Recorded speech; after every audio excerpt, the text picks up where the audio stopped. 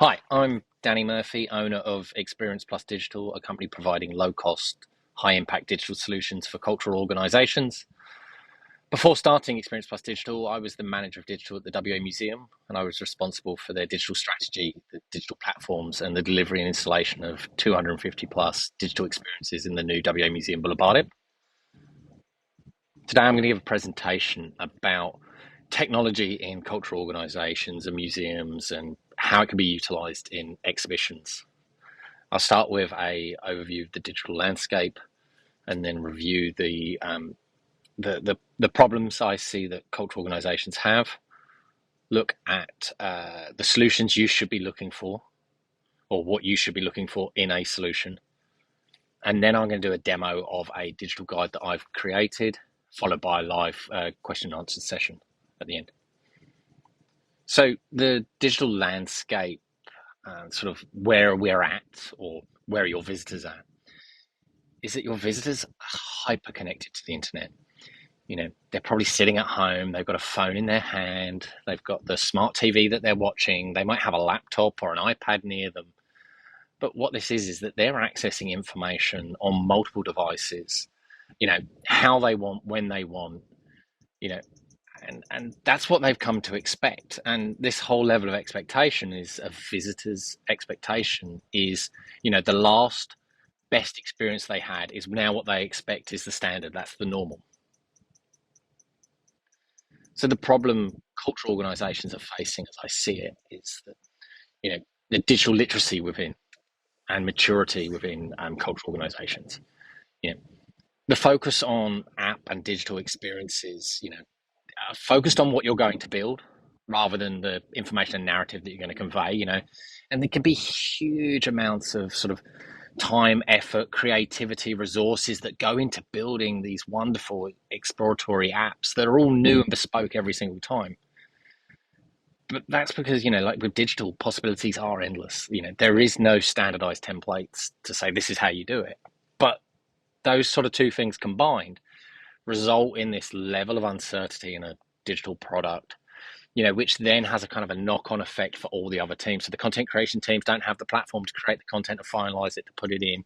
The marketing teams and the media teams don't have the understanding of the product or anything tangible that they can be promoting. And so it's kind of, everything gets pushed further and further. And because everything gets pushed right to the end, it's always kind of has this mentality within the staff and within the team that it's an addition to that core piece of work. It's an extra. It's a bold. And I kind of see that, one of the things that we should be looking at is how you can take this and make this part of, I have this expression called SIMO, which is single input, multiple outputs. And how, if you do this at the content creation times, you have this one piece of content and then you're pushing it into multiple channels. It's going into gallery through the app, it's going onto the website, it's going out through your social media channels, and it can be used by the media team for your news and traditional media outputs. And then when it comes to printing materials, they kind of have a physical limitation of the shape and size of them. And that kind of limits to what you can do and the amount of narratives that you can convey. And so one of those, the great thing with digital is that you have this way of being able to hold multiple stories or multiple voices on a object or a story or a point in time, which can all be explored. And then as well, on top of that, rather than just being traditional, print media, it can be rich. It can be audio. It can be sound. It can be video. It could be part of like a scavenger hunt where it's a play based, and it's gamification.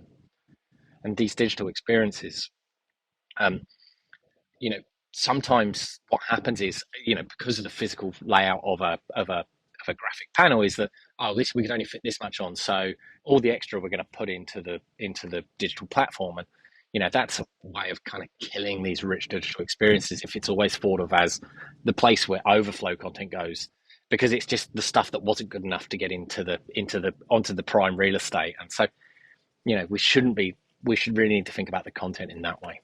And then when it comes down to like the software and the hardware, this is like really cost prohibitive. If you're creating these bespoke apps every single time, you know, that's really sort of huge upfront investment. And then for the duration of of the product, and I think these are issues. Your hardware. Someone breaks one of your touch screens, it's going to cost to get that replaced. You know if there's a new update to software or a new security patch needs to be added, that's a problem that you need to try and figure out a way of solving that issue and having that there. And one of the other things is that, like, while we've got all these fantastic, wonderful modern tools for creating rich media experiences, all these content tools have been used for creating social media posts.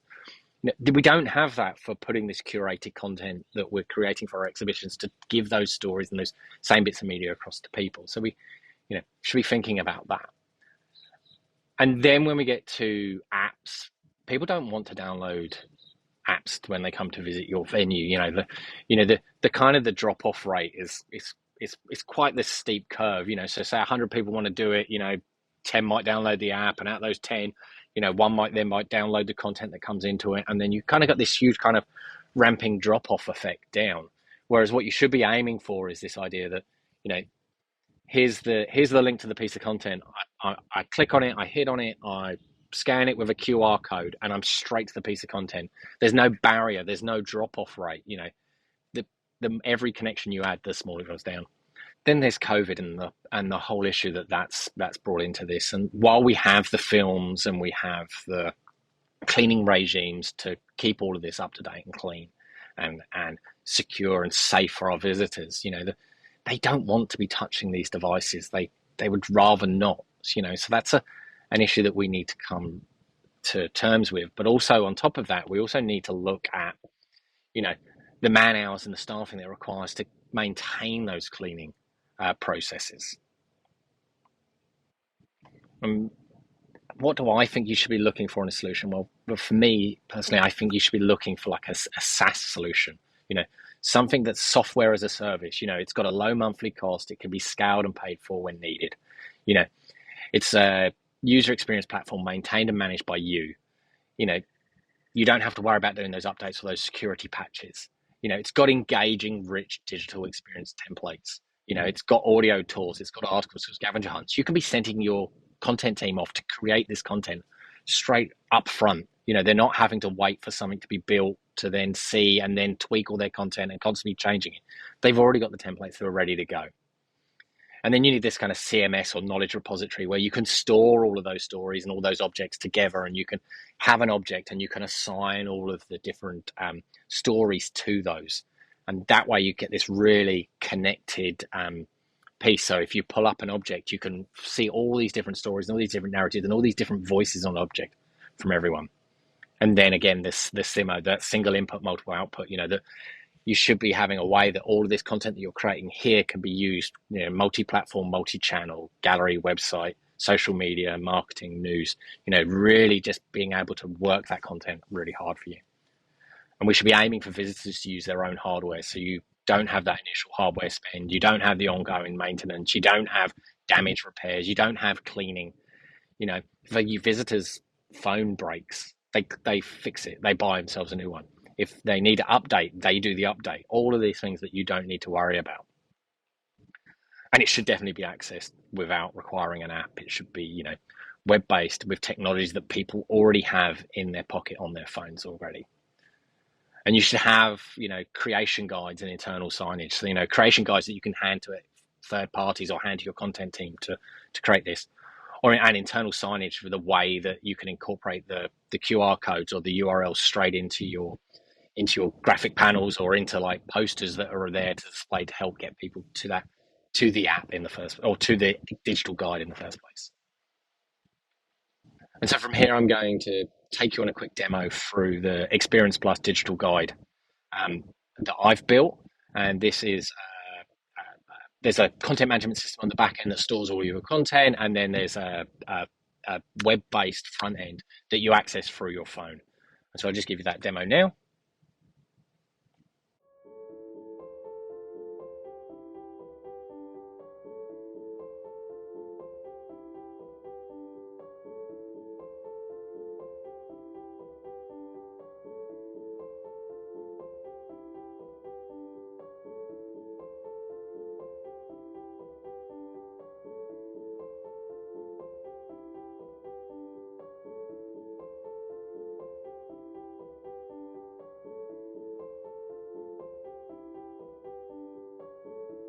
Welcome to the WA Maritime Museum. The WA Maritime Museum is built on a unique and significant site, both culturally